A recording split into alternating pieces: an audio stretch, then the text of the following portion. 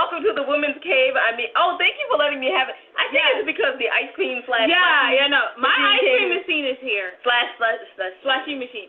But her liquor is going into my ice cream machine. Otherwise, I would just be having ice cream, which is nice. It's a soft serve ice cream machine, y'all. I know, right? So it does like slushies too, and so I'm gonna pour like champagne in it, and then we're gonna have like pour juices. So frozen mimosas are gonna happen. Yeah. But she has to behave, because if not, my champagne, I'll just drink it.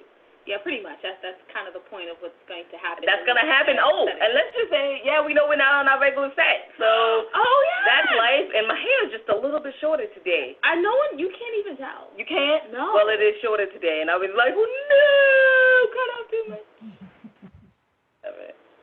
It looks fine. Like the ponytails is just a little it's more tucked back than it normally is. But anyway, we're not here to talk about our hair, are we? I don't know, because I'm Jay. Oh, and I'm Winona. Great job. Ebola. Yes. We're doing a good job today. I deserve 3 champagne drinks. I mean, obviously, this machine is going to get a workout from happy hour. So happy hour is at 5:30. So we have like a little over 2 hours. So we're over here like, soon it'll be happy hour. I'm so excited. So anyway, let's talk about our books. Yeah. Right. So we have literary life guides with pop poetry. I don't think you can see that. And I know you can't. So you know what? We have the And I Thought series. And I Thought Divorce Was Bad. And I Thought Being Grown Up Was Easy. Available on Audible.com as well as Barnes & Noble and Amazon. And then we have the rest of the And I Thought series. 13 books long.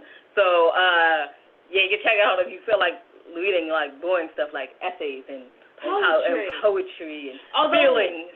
Yes, feelings. If you feel like reading feelings, please read some of our poetry. And then you can read the Misfit Guides, the Sassy Sweater Leaves Cooking Footprints, and that the one other has an actual cocktail recipe book with life lessons and poetry. And then we also have the portrait, which we don't have any essays and short stories, and you'll just be reading out feelings. If Only I Were Me, the all poetry book.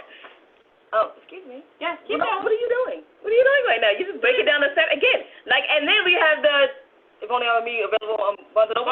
And then the co-founders of 25 Hottest Indie Authors, Artists, and Advocate magazines, 196 pages. Feel free to check that out. And then we have an announcement. We do. We have a new podcast coming up. You guys. Y'all. One of our producer friends got all these professional actors and actresses together, and they read our TV pilot script for us as a table reading. As a table reading. And no, we cannot write scripts for real. But, hey, it's still awesome when your friend goes, you know what, I'm getting to just do this for you guys. And I was like, really? Because we appreciate it, and we were so happy. So we have a podcast. Yeah, we're going to have a podcast. Called The Ladies' Tales. The Ladies' Tales, right. And you can check out everything your ladies are doing on www.andwethought.com. But y'all aren't here to hear about me going on about what we're doing. You're here to hear from our lovely guest. So, lovely guest, would you like to introduce yourself? Hi. My name is Maddie Dawson, and I'm an author of 8 novels. I don't have, what did you say, 13, 14 books? Yeah, but you write novels. You don't write your feelings. You don't write poetry. Feelings. I had a feeling today. Let me write something about it. I think, I don't know. I think that might be harder, actually. But anyway, yeah. So my latest book, can I hold it up? Happy Catastrophe. And it just came out 3 weeks ago. And so I do this novel thing. Yes, she does funny novels. Like, they are hilarious. Thank you. I have to ask what genre, so everyone knows what genre to look for a happy catastrophe in.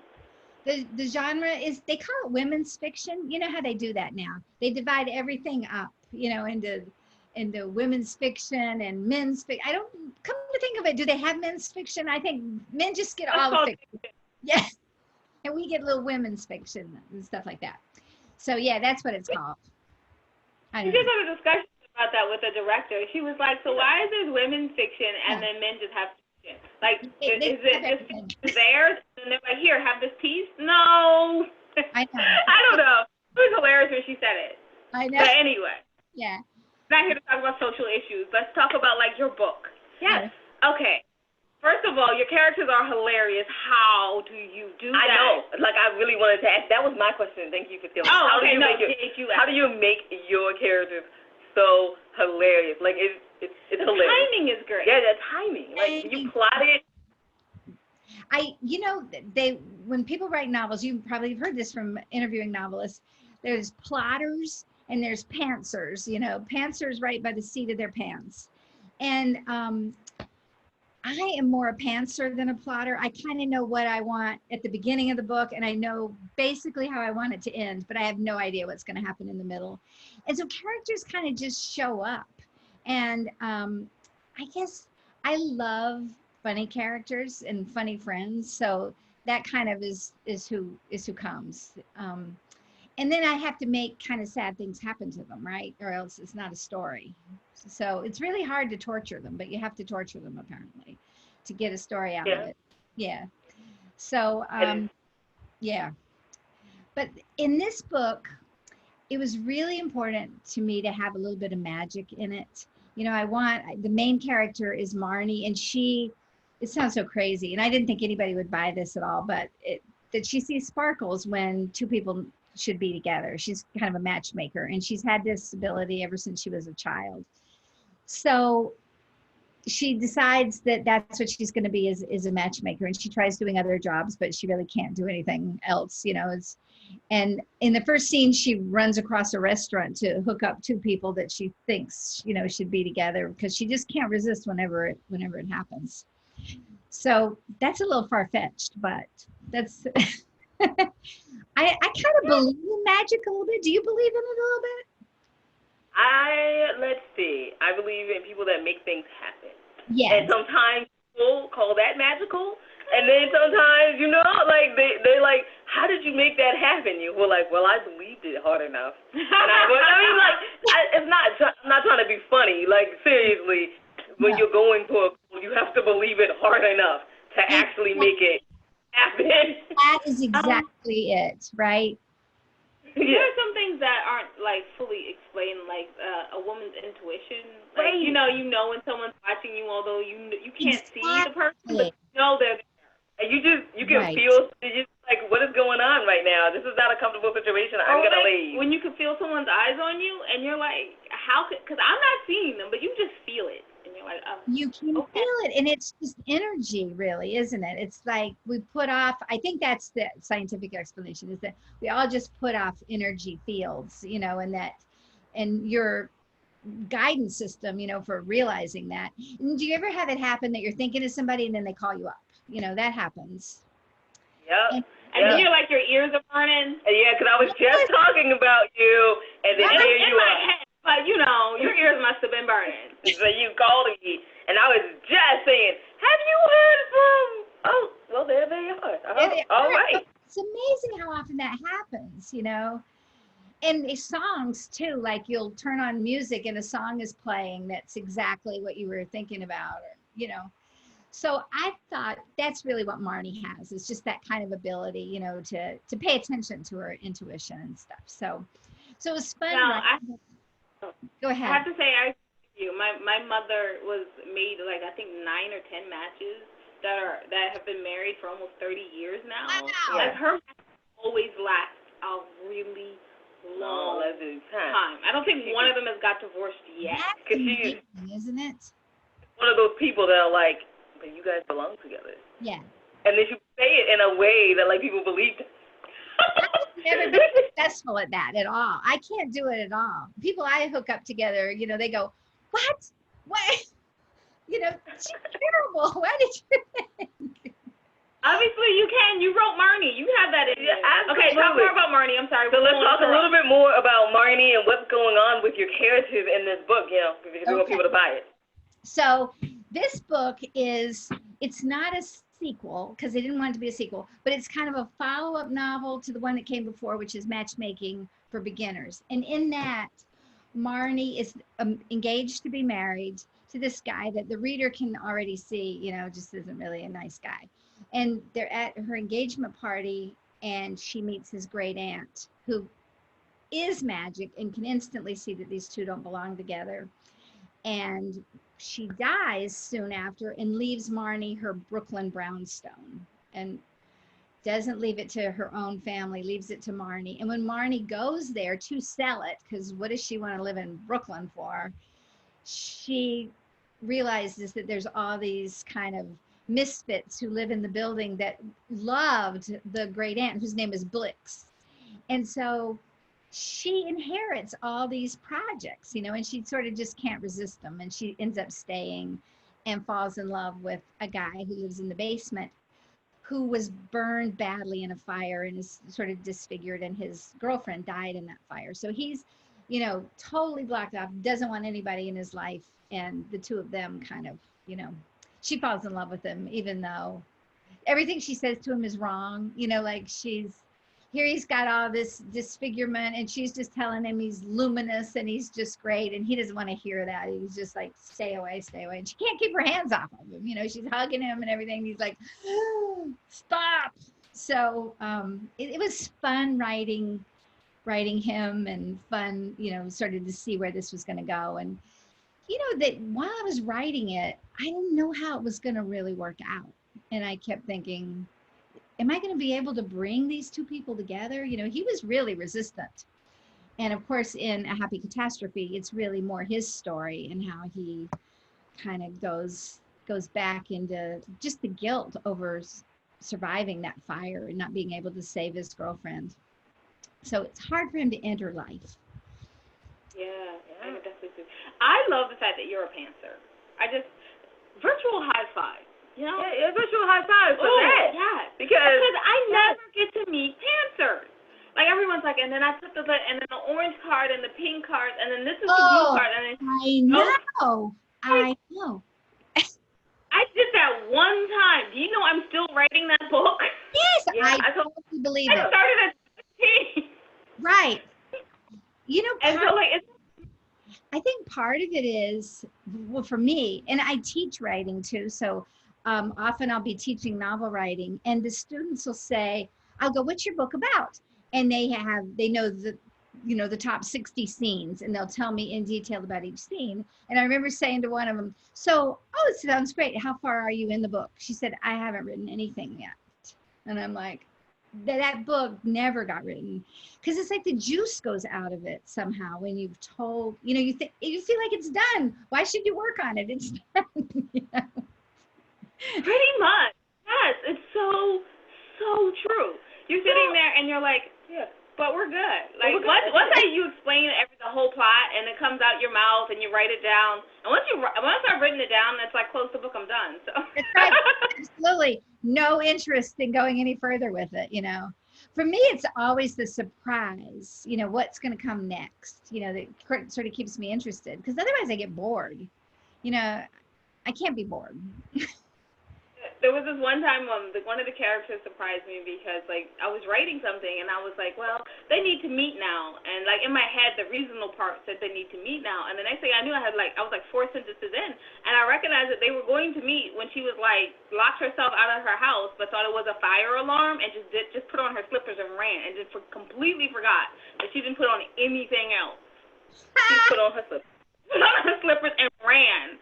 And then she closed the door and locked it, and then she was like, oh my goodness, why would I use, because it was her first time setting an alarm to wake up that early, and she was like, I know what I get out of bed for, a fire alarm.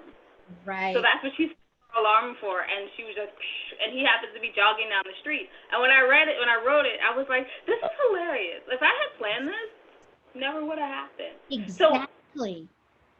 How excited are you when something like that happens in your book? And then I swear I will get off of this and we'll get back to nuts and bolts. No, I love to talk about that, because that is what makes writing fun, isn't it? And that is a hilarious scene that you're describing. And it's true, if you had that just sort of written on an outline, it wouldn't have had that spontaneity to it. It's almost like the surprise in you makes the surprise in the reader, And that's true of the sad parts too, isn't it? Like if you write a sad thing, if you don't feel sad, then the reader's never going to feel it either. So it's kind of like your mood almost is before it was written, and all of a sudden your head just goes whoop, and you start writing, and you're like, oh, this is so sad, and then you're just like, oh, but this is so good. Oh, this is so much better, and then I and know. you're done. That's right. And then okay, nuts and bolts. Yeah. Well, sometimes it happens like you'll write a scene, right? And then you are done with it and you think, this is amazing. This is the best scene. And you go to bed and you go read it the next day and it's like cardboard. Like, what happened? My friend calls that the elves. She said the elves came in the night and dismantled it and rewrote it. But it's so weird how we can't judge it always when we're writing it, right? You just kind of. But like, well, no one has a me, so then she'll be like, okay, I don't know what happened overnight, but here you go. Let me read this to you. It works great because, like, normally I'm so excited. You finish out the scene. I read it to Jade. Jade goes, yeah, that doesn't. Yesterday you read this scene, and then think about how that's gonna work. Yes. Oh. I am a definite reader, so like I am that person that goes, this was great though. Okay, let's just write a scene in here that bridges those two, because we're gonna be confused. I'm confused, and I know where the story is gonna end. Or like. Yeah, or like it's like it doesn't say exactly what you wanted to say. Because I'm a person that does flowery, so I'll do an entire metaphor about the ocean in a romance novel. And you know, you pull it through, and you're going through, and then you talk about the layers, and like the next thing you know, you're talking about the sea creatures, and it's like it's paralleling with the love, and she's like, yeah, great poem, horrible. I was like, take that out, take that scene right there, and just save it. We'll put it in the anti-thought book, and everyone will love it. Don't be like, and I love how she compared it. Yup, she compared it. It was beautiful. It was a thing of beauty, but it was not for this book. Okay. So let's talk about some nuts and bolts. Did you want to give a question? Because I do. Yeah, no, okay. All right, fine. Winona, go ahead. Okay, my question is, I have to ask this because you're a traditionally published author, so I have to ask. All right. Literary agent, how did you meet them, and how did your book get published, and then how did you feel? Oh, all right. That's a fun story. So my first novel was called What Comes After Crazy. And it's a story a little bit about my mother, who was bipolar, you know, so growing up with her was loads of fun. And it's not exactly autobiographical, but that character is really things that my mother did, you know. So it took me 17 years from the time I started writing that novel until it got published. I mean, I wrote on that novel all the time. It was like my hobby. You know, we'd go on vacation, I'd take my typewriter. They had typewriters back then. And I would just type and type and type the thing. So finally, I got it all finished. And a friend of mine told me about her agent. And so I sent a few pages to the agent, and she said, well, I think you might want to change this. So I changed that and everything. And then she sent it out 17 years later, and it was a bidding war. And it was just like this incredible moment where it got accepted. And I still remember when she called to say that the book had been bought and there was an advance coming, and I was holding the phone and I found out what it means to be speechless. I mean, I really couldn't talk. I just was like, and she kept saying, do you have any questions for me? And I couldn't even make sounds. Finally, she goes, well, let's talk tomorrow when you're better. You know? So it was just really this great moment. So that was kind of just like, that was really magic. And then it was a 2-book contract, which I didn't really realize. So that it took me 17 years to write that one. And then I had 11 months to write another one. And I had no story in my head at all. So that was a little bit scary. But I had always wanted to be a fiction writer. You know, that was what I grew up wanting to be. So here it came, and I was able to just, you know, I had a day job. I was a reporter for a newspaper, had 3 kids. I was like really busy.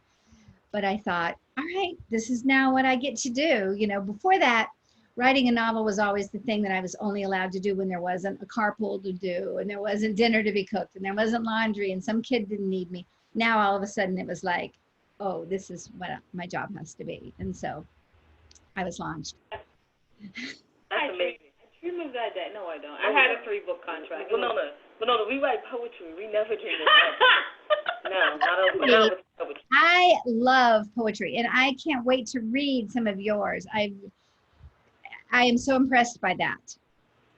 Okay, I tell you what, when we get off of this and stop recording, I'll read you a poem. Yes, Okay. yes, you will. All right. Oh, I would love it. All right, so as you were saying, you were a mother and you had a day job and you wrote your novel for 17 years.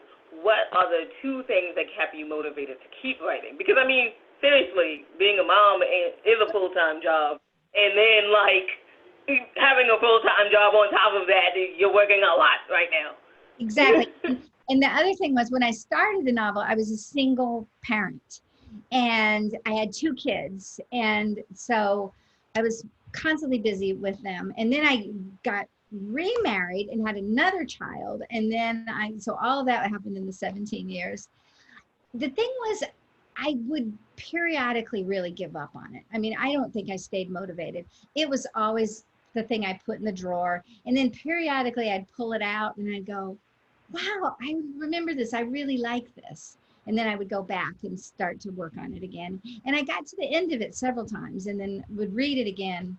And just like, with Jade, it's like, this isn't working. This scene is not going to be in here. This isn't helping. And so I would start again and again and again. I didn't know what I was doing. I read a lot, but I had no idea how to write a novel.